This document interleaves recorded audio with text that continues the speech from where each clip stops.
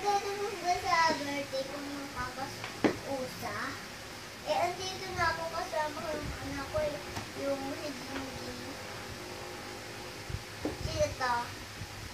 Yung lola ko. Hindi na. Ayoko ng musika. Ay, Ritika. Ritika. Sa birthday ni Naya, ayoko ng Ritika. Bye-bye.